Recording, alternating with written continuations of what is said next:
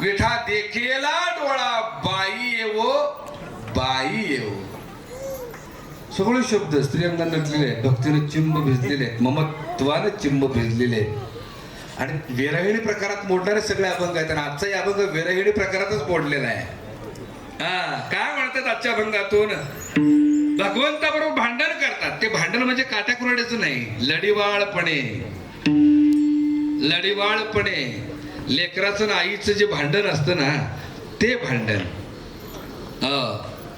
जसं मूल रडून हट्ट करून आईकडून मागणी पूर्ण करून घेत, तसं माऊलींनी हाक मारली भगवंताला. त्या हाकेतच इतक्या हे आहे, अर्थात आहे. कानोबा कानोबा तुझी घोंगेरी चांगली चांग.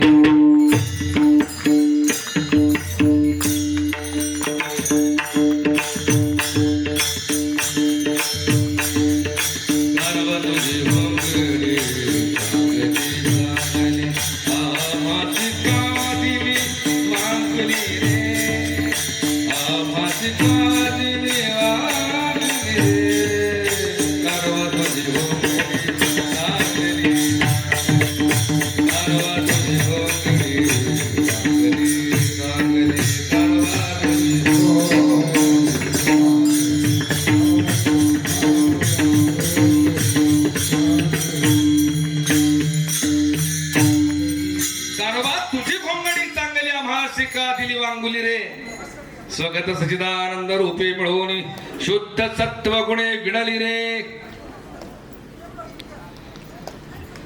षड गुण गोंडे रत्न जडित तुझ श्याम सुंदरा शोभली रे. कानोबा तुझी घोंगडी चांगली आम्हासी का दिली वांगुली रे. देवा, आता ज्ञानोबरायांच्या साहित्याचं आणखीन एक वैशिष्ट्य सांगतो. तो अनाकर्ण्य परमात्मा, तो दुर्बोध परमात्मा, वेद जाणू गेला पुढे मौनावला, ते गुह्य तुझला प्राप्त कैचे. मन बुद्धी अगोचर नचले तर्काचा विचार उल्लेख परेहुनी पर परब्रह्म ते. असा भगवंत कळण्यासाठी ज्ञानोबरायांनी ज्ञानेश्वरीमध्ये 4500 सिद्धांत लिहिले. पण सिद्धांत देखील कळेनासे झाले, समजेनासे झालेत, म्हणून ज्ञानोबरांनी ते सिद्धांत समजावेत म्हणून 4500 दृष्टांत लिहिलेले. ज्ञानोबरांचं हेच तर वैशिष्ट्य आहे. गीतेवरती अनेकांनी भाष्य केलेलं आहे, अनेकांनी. पहिली गीता लिहिली व्यासानी. बरं, ती लिहिली 700 श्लोक संस्कृत मधले. कोणाला कळायचं ते? बरं, त्याच्यावर पहिलं भाष्य केलं. का म्हणजे चला जगाच्या उद्धारासाठी आपण एक प्रयत्न करूया म्हणून पहिलं भाष्य केलं आद्य शंकराचार्यांनी त्या गीतेवरती. बरं, भाष्य केलं ते केलं, ज्ञानाधिष्ठित भाष्य केलं, सर्वसामान्यांना कळेना. आणि कुणी कुणी भाष्य केलं? वल्लभाचार्यांनी, रामानुजाचार्यांनी, अष्टावक्रांनी, निंबार्काचार्यांनी, अनेकांनी भाष्य केलं. जवळजवळ 200 जणांनी भाष्य केले बरं गीतेवरती. अलीकडे कोणी कोणी भाष्य केले? ओशोंनी भाष्य केलं, श्रीला प्रभुपाद स्वामींनी भाष्य केलं, प्रजापिता ब्रह्मकुमारचे जे फाउंडर आहेत त्यांनी ब्रह्माबाबांनी ते भाष्य केलं, गुरुदेव रानडेंनी भाष्य केलं, विनोबा भावेंनी भाष्य केलं, लोकमान्य टिळकांनी भाष्य केलं. आणि काय मला जेवढी माहिती तेवढी सांगितली मी. पण सगळ्यांनी जे भाष्य केलं ते ज्ञानाधिष्ठित भाष्य केलं. बुद्धिजीवीला ज्ञानीयांना तेवढं कळतं, त्यांच्यासाठी ते भाष्य केलं. सर्वसामान्यांनी काय करावं? तुमच्या आमच्यासारख्यांनी प्रापंचिकांनी काय करावं? ज्ञानोबरांनी देखील गीतेवरती भाष्य केलं आहे. गीतालंकार नाम ज्ञानेश्वरी. अरे सगळ्यांच्या मध्ये जगमान्य कोण झालं माहित आहे? कोण झालं? ज्ञानेश्वरी जगमान्य झाली. का? ज्ञानोबाने त्या ज्ञानाला भक्तीची जोड दिली म्हणून ती जगमान्य झाली. भूमिका समजून घ्या. बघा, तो अनाकेले परमात्मा कळावा, पण ते निर्गुण निराकार आहे, पण त्याला तो कळावा म्हणून सगुणाला उभा केला ना. बीजची झाले तरु भांगारच्या अलंकारू तैसा मध्ये एकाचा विस्तारू ते हे जग. बीजच झाड झालेलं आहे. बीज दिसतंय का? पण ते झाड रूपाला प्रकट आहे ना. भांगारचे अलंकारू, सोन्यानंच अलंकाराचं रूप धारण केलेलं आहे. पण त्या अलंकारात सोनं वजा केलं तर काय शिल्लक राहील? काहीच राहणार नाही. तरी सुद्धा अलंकाराशिवाय सोन्याचं महत्व वाढत नाही. बरोबर आहे की नाही? कोण निर्गुण निराकाराला महत्व देतो, कोण सगुणाला महत्व देतो, कोण कुठेच आत्मा, कोण परमात्मा, कोण शिवात्मा, कोण जीवात्मा. बरेच जेवढे संप्रदाय, जेवढे धर्म लक्षात आला का, तेवढे सगळे देव. पण ज्ञानोपाय म्हणतात वाद घालू नका बाबा रे. तुझं सगुण म्हणो की निर्गुण रे, सगुण निर्गुण आहे को गोविंद रे. बस. कोण कोणामुळं चालतं हे बघूच नका. दोघे एकमेकाला पूरक आहे. सगुण जेवढा श्रेष्ठ तेवढा निर्गुण श्रेष्ठ आहे. मी नेहमी सांगत असतो, बापाला एकुलती एक मुलगी होती. बाप श्रीमंत होता. मुलीच्या लग्नात बापानं 3 किलो सोन्याची वीट पुरीच्या गळ्यात बांधली. पोरगी म्हणली गळ्यात कशाला घालताय, डोक्यात घालण मारा. बाप म्हणला का 80,000 तोळा तुला कळतं का? 3 किलो सोनं देतो तुला मी. अहो म्हणली वीट आहे काय करू घेऊन? जोपर्यंत ते सोनं अलंकारात नटत नाही तोपर्यंत मी देखणं दिसणार नाही. नाही का? ते सोनं वितळवा, त्याचा अलंकार बनवा, त्याला आकारात आणा, तरच मी शोभून दिसेल. तसा अव्यक्त परमात्मा जोपर्यंत आकारात नटत नाही तोपर्यंत भक्तीचा रंग कळणार नाही, लक्षात ठेवा. आणि म्हणून ज्ञानोबांनी भक्ती मांडली. तुझं सगुण म्हणू की निर्गुण रे, तुझं व्यक्त म्हणू की अव्यक्त रे, तुझं दृश्य म्हणू की अदृश्य रे. सगुण निर्गुण एक गोविंद रे. विठाल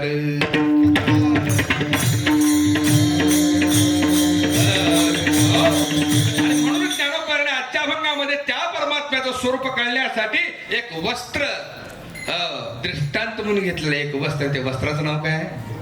मोठ्यानं बोला, मोठ्यानं बोला. पाठीमागं तुम्ही लय सिरियस झाल्या, गंभीर झाला एकदम.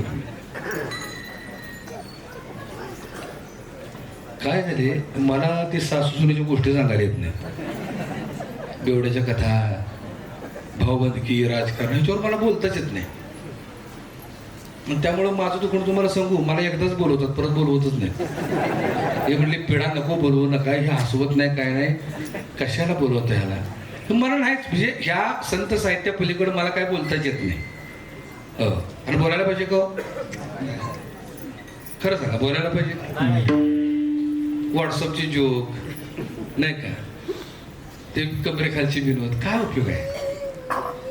अर्थात दोष तुमचा नाहीये, दोष तुम्हाला देतच नाही, कारण तुम्ही प्रभू महेश यांच्या मूर्ती.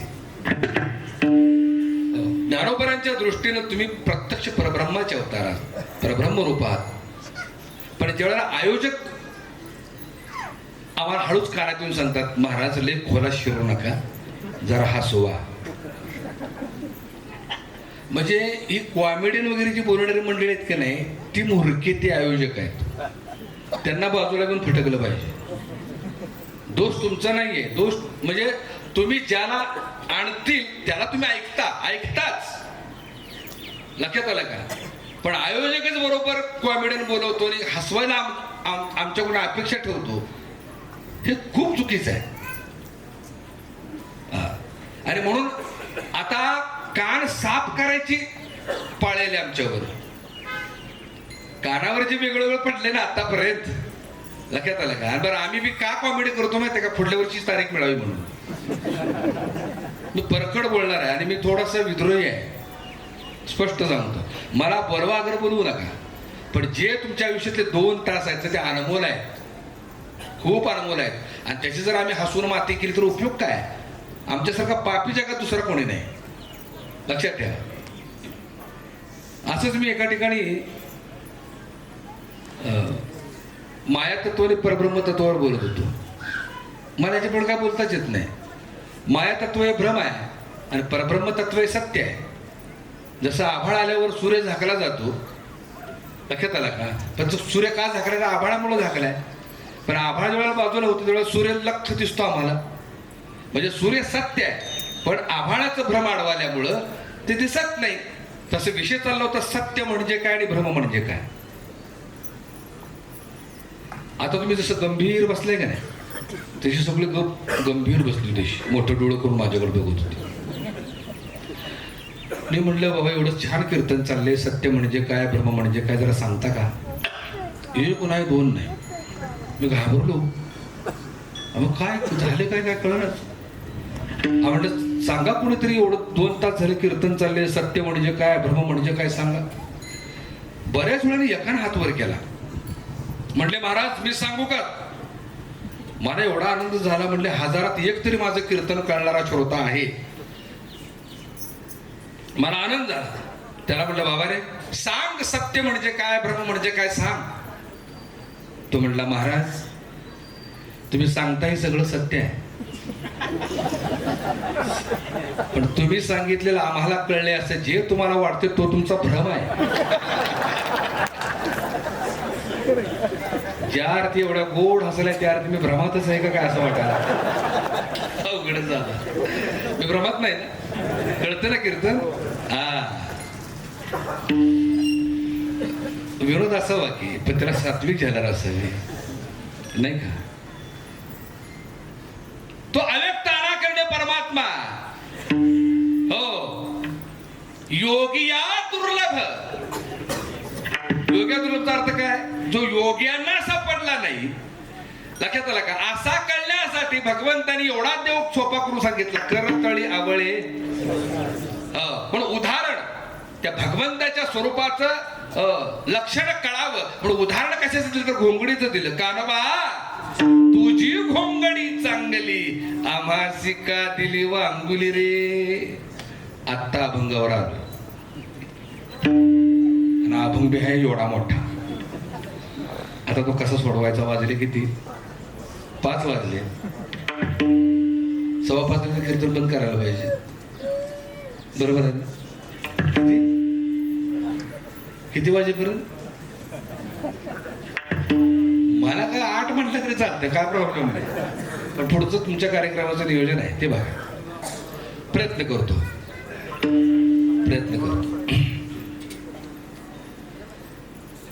भगवंता तुझी घोंगडी एवढी देखणी आहे, एवढी सुंदर आहे. स्वागत म्हणजे स्वतःसाठी हो तुझी घोंगडी निवडलीस, इतकी सुंदर आहे. स्वागत सच्चिदानंद रूपे मिळवणी शुद्ध सत्व गुणे विणले रे. तुझी घोंगडी विणताना मात्र सत्वगुणाने विणलीस आणि स्वतंत्र वेळ काढून तू तुझ्या घोंगडीला गोंडे लावलेस. काय लावलेस तू तुझ्या घोंगडीला? गोंडे लावलेस. ते कशाचे गोंडे लावलेस? षडगुण ऐश्वर्याचे. स्वगत सच्चिदानंद रूपे मिळवणी शुद्ध सत्व गुणे विणली रे. षडगुण गोंडे रत्न जडित तुझ श्याम सुंदरा शोभली रे.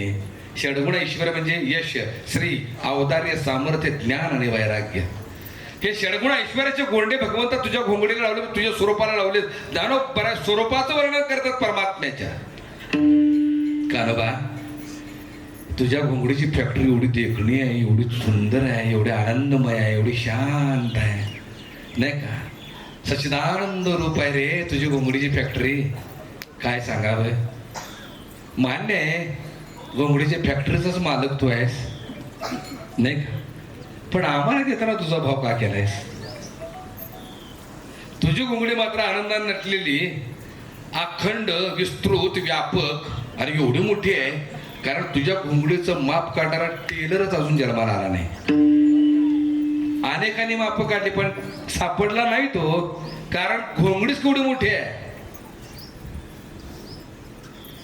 या गावाचं नाव डाळच ना, तालुका इंदापूर, जिल्हा पुणे. आता तुम्ही इथं थांबा शरीरानं, मनानं माझ्यावर चला. जिल्हा पुणे, राज्य महाराष्ट्र, देश भारत, खंड एशिया बरोबर, आणि ग्रह पृथ्वीच्या त्या टोकावर बघा, थांबा, आणि इथं बघा आपण दिसतोय का? कल्पना करा, दिसतोय? राहू दे, आपली योग्यता सोडा. या पृथ्वीची लायकी काय माहितीये का? या ब्रह्मांडापुढं सुईच्या टोकावर धुळीचे लाखो कण असतात, त्यातला एक कण म्हणजे पृथ्वी आहे. तुमची आमची काय योग्यता आहे? त्यातला एक कण म्हणजे पृथ्वी. असे अनेक पृथ्वी, अनेक ग्रह, अनेक तारे, अनेक सूर्य, अनेक चंद्र ज्या एका पोकळीत वास करतात, त्या एका पोकळीचं नाव आहे एक ब्रह्मांड. आणि असे अनंत ब्रह्मांड आहेत. अशी ब्रह्मांड किती आहेत? अनंत आहे. आणि ही सगळी अनंत ब्रह्मांड कुठे वास करतात? तुकोबारे सांगतात, अनंत ब्रह्मांड उदरी, अनंत ब्रह्मांड उदरी, अनंत ब्रह्मांड उदरी, अनंत ब्रह्मांड उदरी, अनंत ब्रह्मांड उदरी, अनंत ब्रह्मांड उदरी,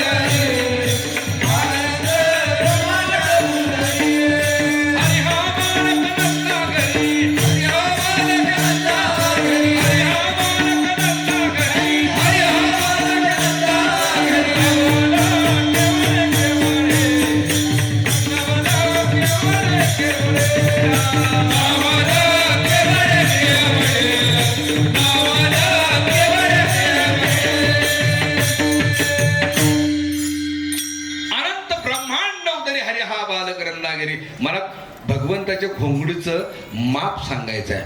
अनंत ब्रह्मांड ज्याच्या उदरात आहे तो केवढा आहे? का रे बाबा, तुझी घोंगडी केवढी व्यापक, केवढी मोठी, अखंड, आणि एवढी मोठी असून देखील कुठंही न फाटलेली, कुठंच फाटलेली नाही. या सृष्टीची रचना पंचतत्वानं झालेली आहे. पृथ्वी आपला कनेक्ट आहे, आप तेजाला कनेक्ट आहे, तेज वायूला कनेक्ट आहे, वायू आकाशाला कनेक्ट आहे. ही एकमेकाला कनेक्ट आहेत म्हणून तुझी घोंगडी व्यापक, विस्तृत, अखंड आहे. आम्हासी का दिली वांगुली रे, आम्हाला देताना 3.5 हाताचा चिरगुट दिलेस. किती हाताचा आहे? 3.5 हाताचा चिरगुट दिलेस. ती दिलेस 9 ठिकाणी फाटकी.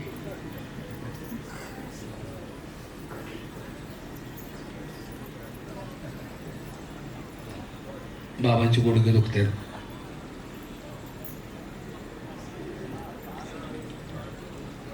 बराच वेळ झाला बसले बाबा, नाही का? जा घेऊन त्यांना थोडीशी पाठ टेकवा, त्यांची विश्रांती घेऊ दे त्यांना.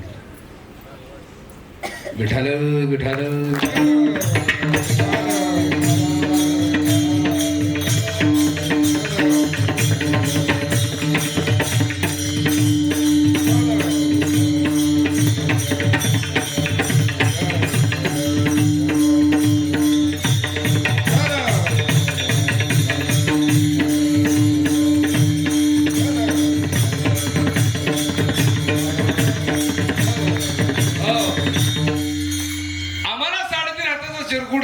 दिलेस, 9 ठिकाणी फाटके दिलीस.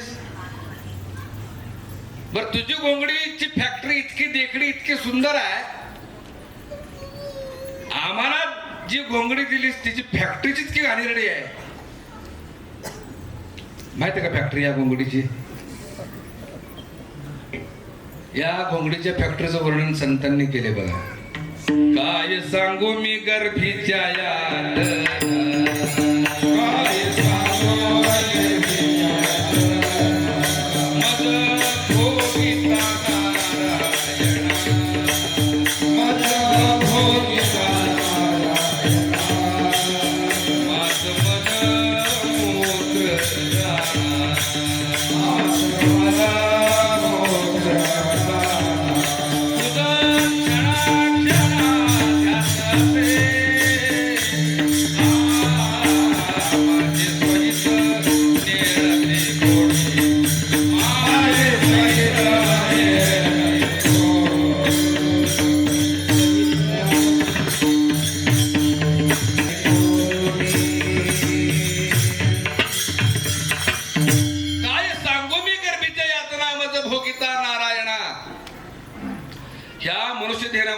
घोंगडीची फॅक्टरीचं वर्णन संत महात्मे करतात. मांस मल मूत्र, ह्या घोंगडीला खाय प्यायला काय असतं माहितीये का? नाका तोंडात आईची लघवी, वेष्टा, घाण, मांस, रक्त, आणि घोंगडीच मुळात शिवायला घेतली तेवढं उलट टांगलेली, वटवागडासारखी उलटी टाकलेली घोंगडी. एवढं विदारक सत्य त्याच्या पुढे जाऊन संतांनी सांगितलेलं आहे. हा देह नाशिवंत मलमूत्राचा बांधा, वरी चर्म घातले का कृमी कीटकाचा सांधा, रवरवती दुर्गंधी अमंगळ हिचा बांधा, रवरवती दुर्गंधी. ह्या घोंगडीला वर्ण चमड्यानं नटवले म्हणून बरं आहे, नाहीतर आत काय आहे? घोंगड्यानो काय घोंगड्या अनभिज्ञ काय चालले पण आठव घोंगडण घोंगडण घोंगड. अरे ह्या घोंगड्याचं वर्णन चाललंय घोंगड्यानो. त्याच्या पुढे जाऊन रामदास स्वामींनी एक पाऊल पुढे जाऊन सांगितले, ही घोंगडी कुठल्या रसायनानं तयार झाली? 9 मासाचा विटाळ, त्याचा आळोनी झाला काळ, त्यामध्ये जन्मला हा चांडाळ मनुष्य देह. किती महिन्याची विटाळण झाली? हे 9 महिन्याची विटाळण झालेलं आहे. नासक्या कुचक्या टाकाऊ रक्तापासून ही घोंगडी तयार झाली. एवढी विदारक घाणेरडी घोंगड्या असून देखील 60-70 ओलांडलेल्या घोंगड्या गोंड रंगवाला मागं पुढे बघेना.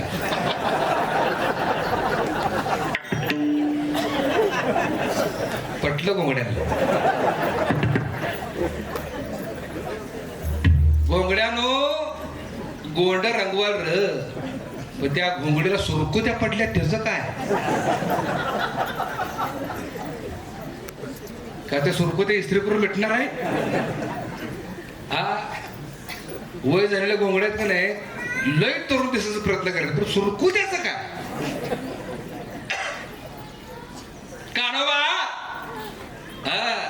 मावळीला खरं सांगा, स्वयंपाकघरात कडधान्य कमी आहे, पण बाथरूम मध्ये सौंदर्य प्रसाधनांचा ढीग लागला का नाही? कशाला? फक्त हे घोंगडं रंगवायला. तुझी घोंगडी चांगली आम्हासी का दिली वांगुली रे? भगवंता तुझी घोंगडी सत्व गुणाने विणलीस, आमची घोंगडी षड विकार षड वैरी मिळून तापत्रय विणली रे. तापत्रय म्हणजे त्रिविध ताप. मावळ्यानं तुम्हाला त्रिविध ताप माहित आहे? मावळ्यानं तुम्हाला माहित आहे का त्रिविध ताप? ही घोंगडी येताना घेऊन आली ती ताप, तेच माहित नाही आम्हाला. माहित नाही? असंच मी एका मोठ्या जिल्ह्यामध्ये कीर्तन चालू होतं, असंच माऊल्यांना विचारलं, माऊल्यांनो त्रिविध ताप म्हणजे काय सांगा बरं? 1 नाही 2 नाही, परत विचारलं, म्हणजे त्रिविध ताप म्हणजे काय सांगा. बऱ्याच वेळा एक म्हातारी उठली, ते म्हणली बुवा तुझा त्रिविध ताप ठेव बाजूला, तुला बोलवून जो पश्चाताप झालाय तुला मोठा झाला. तिनं ताप सांगितला, पण कुठला सांगितला? बोलवण्याचा पश्चाताप सांगितला. दिवसभर मरायचं काम करायचं, संध्याकाळी म्हटलं जरा हशिवशील, काय लावते अध्यात्म?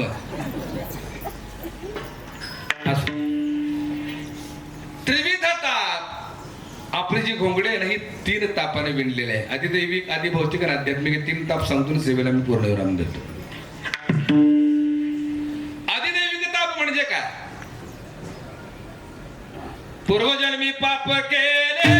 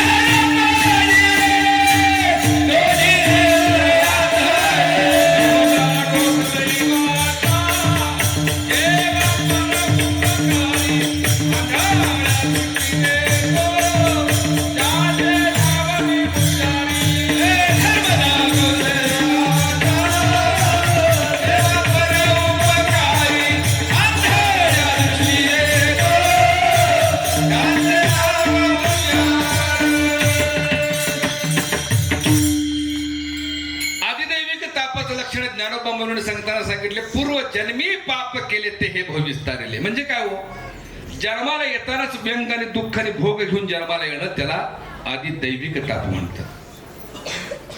जन्माला येताना नाकरी तोंड एक, जन्माला येताना कान नसलेलं, जन्माला येताना दात एकच बाहेर आलेलं, जन्माला येताना भैर, जन्माला येताना मुख, जन्माला येताना आंधळ, जन्माला येतानाच गेंगानं, जन्माला येतानाच तिरळ, जन्माला येतानाच हातपाय नसलेलं धड, जन्माला येतानाच पांगळ, हो, जन्माला येतानाच लंगड, जन्माला येताना खेकड्याच्या चालीचं.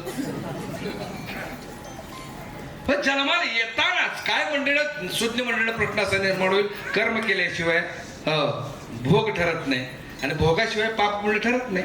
अहो म्हणजे जन्माला याच्या आतच हे ह्याला दुःख कसं, हे या जन्माचं दुःख नाही, पूर्वजन्मी पाप केले ते हे बहुविस्तारिले. लक्षात ठेवा, त्याला आधी दैविक ताप म्हणतात. आधी भौतिक ताप हा दुसरा ताप आहे.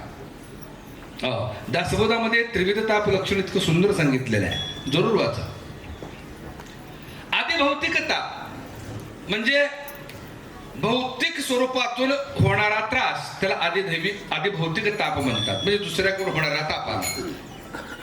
आणि हा ताप का होतो, आमच्या दैनंदिन जीवनामध्ये कोणतंही कर्म करत असताना जागृत अवस्थेत आम्ही न केल्यामुळं, सावधानतेनं न केल्यामुळं तुम्हाला ह्या तापाला सामोरं जावं लागतं. त्याला आधी भौतिक ताप म्हणतात. कोणते, कड्यावरून पडून मरण, पाण्यात बुडून मरण, विहिरीत बुडून मरण, पुरात वाहून मरण, भूकंपात गाडून मरण, श्वाक लागून मरण, जळून मरण, वीज पडून मरण, ऍक्सिडेंट होऊन मरण, खून होऊन मरण, बैलानं मारणं, कुत्र्यानं चावणं, म्हशीनं हुंदळणं, ही जी सगळी ताप आहे, ही कोणती ताप आहे ती आधी भौतिक दुसऱ्याकडून झालेली ताप आहे. एक छोटस उदाहरण देतो. एकानं बैल पाळला होता, पण तो बैल होता बुजरा. बुजरा म्हणजे कळलं का काय, बित्रा. तो बुजरा बैल होता. तो आपल्या शेतावरच्या विहिरीवर पाणी पाजण्यासाठी घेऊन गेला. पाणी वगैरे त्या बैलाला पाजलं आणि तो शेतकरी परत यायला लागला.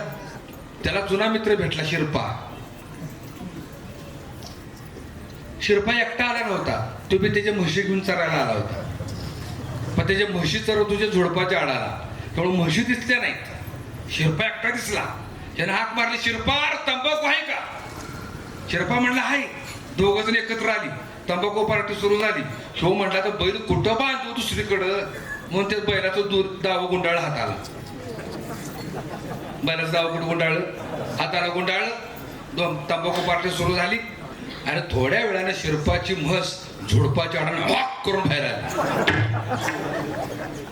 जशी म्हशीनं हॉक केलं तसा ह्याचा बैल उतारला. त्यानं कुठं बांधला होता, ह्याला घेऊन गेला. वड्यातनं, वगळातनं, नळवटातनं, काट्यातनं, कुट्यातनं, झुडपातनं, खडकातनं, मुरमातनं इंचानं फाडत नेला. ही जर सावधानता असते, बाबा आपला बैल बुजरा आहे नाही का, दुसरीकडे बांधावं, कुठेतरी निवांत तंबाखू खावी, कळलं नाही त्याला, तापाला सामोरं जावं लागलं. याला म्हणतात आधिभौतिक. तिसरा ताप राहिला आध्यात्मिक.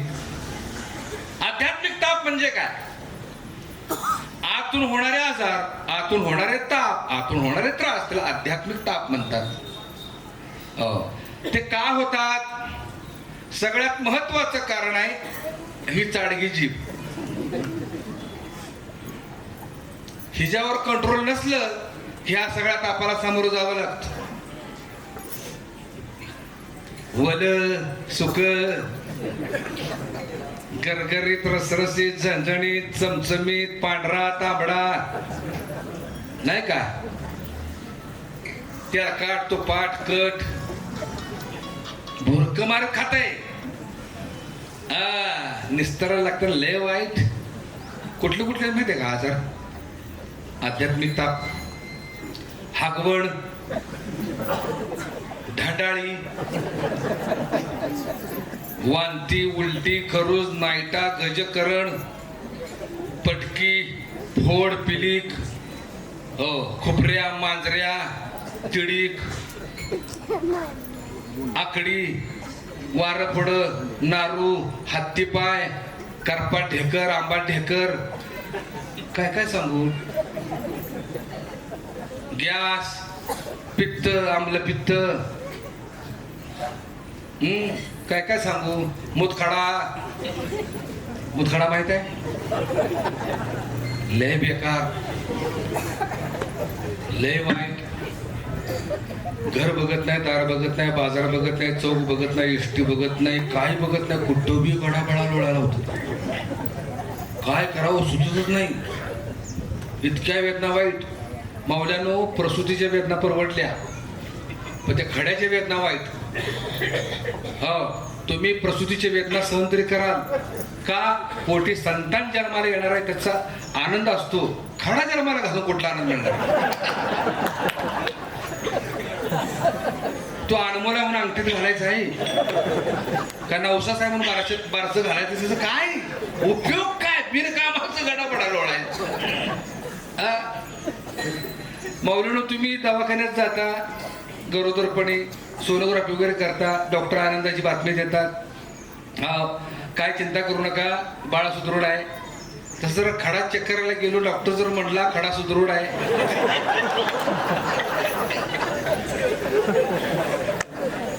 काय काय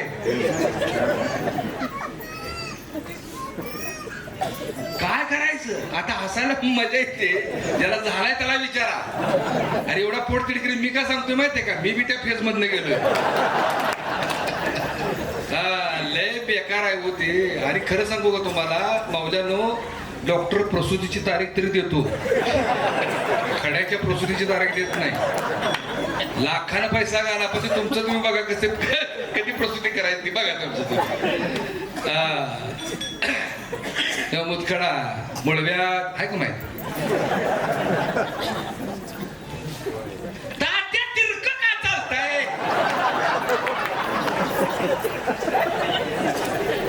तात्या म्हणतो का नाही बाबा, तरुणपणात खाल्लेलं फेडतोय, दुसरं का? खाताना बरं वाटतं, निसाडताना लय ताप देत ते.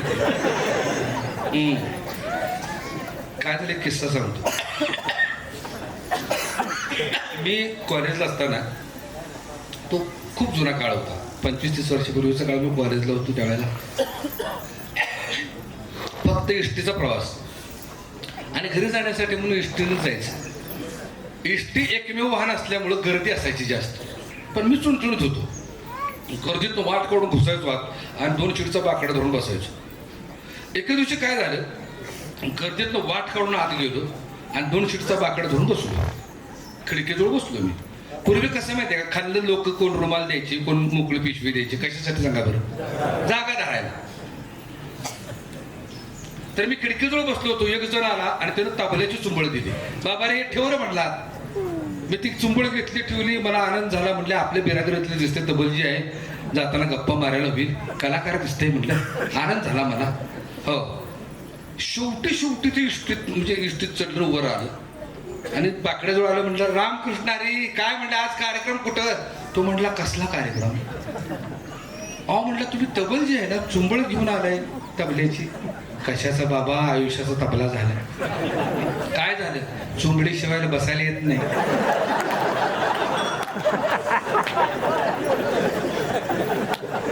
वकील साहेब, तेव्हा कळालं चुंबडीचा तो एक फायदा आहे. आता हसायला मजा येते. ज्याला झालं चुंबळ वागवायला लागते त्याला. तुम्ही म्हणतात काळजी करू नका, चिंता करू नका. माऊलीने पहिल्या चरणामध्ये भगवंताच्या स्वरूप घोंगडीचं वर्णन केलं. दुसऱ्या चरणामध्ये तुम्हाला मिळालेल्या घोंगडीचं वर्णन केलं. पण तिसऱ्या चरणामध्ये आश्वासित करताना म्हणतात जसं तुम्हाला ही घोंगडी मिळाली तशीच ऋषी मुनींना देखील मिळाली, साधू संतांना मिळाली. बरोबर आहे ना? पण त्यांना या घोंगडीपासून नाही त्रास झाला. का नाही त्रास झाला? ऋषी मुनी ध्याता मुखी नाम गाता संदेह वृत्ती नुरली रे, आणि बाप रखुमा देवीवर विठ्ठले तत्व पतिवृत्ती मुरली रे. म्हणजे काय? सोपं आहे. ही घोंगडी परमात्मा स्वरूपात मिक्स करून टाकावी, विलीन करून टाकावी. का? परमात्म्याची घोंगडी आनंदमय आहे, आमची दुःखमय आहे, पण आमच्या घोंगडीचं स्वरूप लहान आहे. परमात्म्याच्या घोंगडीचं स्वरूप विस्तीर्ण आहे. मग ही घोंगडी त्याच्या घोंगडीत मिसळली तर ही घोंगडी आनंद रूपच होणार आहे. छोटासा दृष्टांत. समुद्राच्या तळाला अनमोल मोती आहे, अनमोल आहे, पण ते कुठं आहेत? समुद्राच्या तळाला आहेत, माणसाला जाता येत नाही. आता करायचं काय? मोती तर पाहिजेत. म्हणून शास्त्रज्ञांनी डोकं लढवलं, एक युक्ती लढवली. माणसाला जाता येत नाही ना, चला मग आपण एक रोबो तयार करू. म्हणून समुद्रातले मोती काढण्यासाठी त्यांनी एक रोबो तयार केला. पण कशाचा केला माहित आहे? मिठाचा. मिठाचा रोबो तयार केला, त्याला कमांड दिली, हो जा म्हणले, आहेत नाही तेवढे सगळे मोती घेऊन ये. तो बिचारा रोबो गेला. बरीच वाट बघितली पण तो काय आलाच नाही. का आला नाही? ज्याच्यात शोधायला गेला तो तोच होऊन राहिला. देव पहावयासी गेलो तेथे देवची होरी ठेवलो. कबीरा जब हम पैदा हुए जग हसे हम रोए, ऐसी करनी कर चलो हम हसे जग रोए.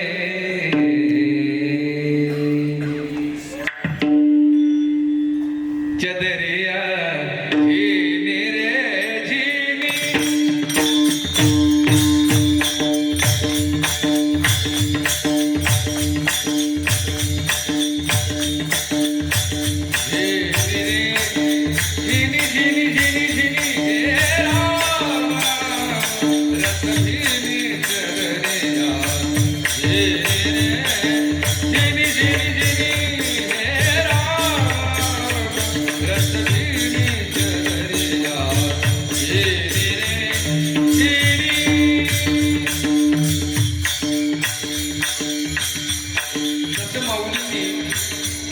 या शरीराला घोंगडीची उपमा दिली, तसं संत कबीरांनी या शरीराला चादरेची उपमा दिली. कबीरदास म्हणतात, बाबा रे, जसे तुम्हाला ही चादर मिळाली तशी संतांना देखील मिळाली. पण संतांनी दुःख मानलं नाही, उलट यातून आनंद घेतला. त्यांनी केलं काय? शेवटच्या चरणात त्या दोहाच्या सांगतात, द्रोह प्रहलाद सुदामाने ओढी शुक दे निर्मदकिनी. ही चादर कुणी कुणी द्याली? शरीर नावाची. द्रोह प्रल्हाद सुदाम, द्रोबाळ प्रल्हाद सुदाम, शुकमुनी. आणि शेवटी सांगतात, दास कबीरने जतन से ओढी, दास कबीरने जतन से ओढी, क्यों की क्यों कर दीनी दरिया.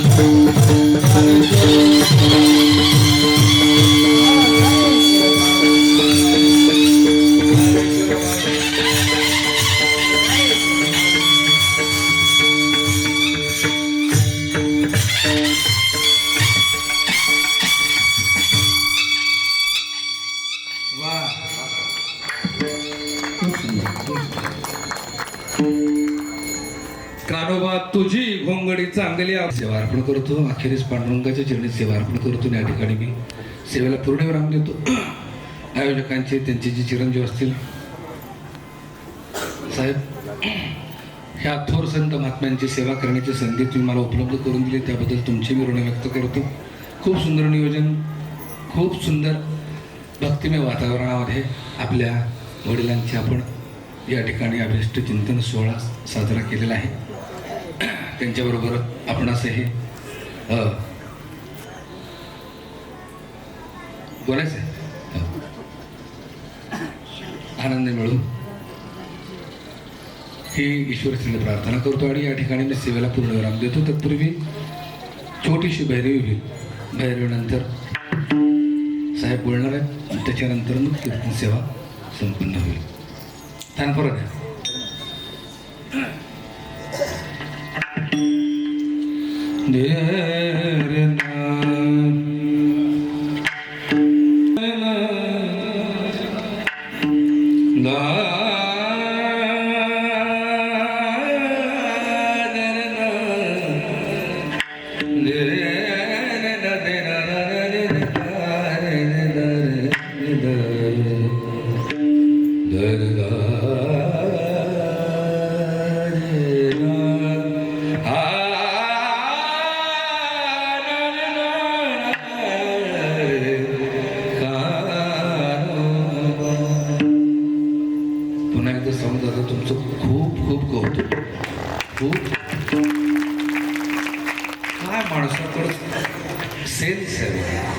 बोलायला लागल्याबरोबर सगळं गायला लागलं की बारीक लक्ष त्या माणसाचं. ते गायला लागलं बरोबर इफेक्ट. आणि काय इफेक्ट द्यावा, आलापीला कोणता इफेक्ट द्यावा, गायनाला कोणता इफेक्ट द्यावा. साऊंड सिस्टीम सगळीच ऑपरेट करतात, पण साऊंड सिस्टीमचा अर्थच कोणाला माहीत नाही. साऊंड सिस्टीम म्हटले की आम्ही खोक्यावर खोके असतात का नाही, डब्ल्यूडी, त्याला आम्ही साऊंड सिस्टीम म्हणतो. ते नाही, ते साऊंड असतो नुसता, सिस्टीम डोक्यात असते. डोक्यात ठेवा. तसं साऊंड बाहेर आहेच आहे, पण ऑपरेट करणे हे डोक्यात असते.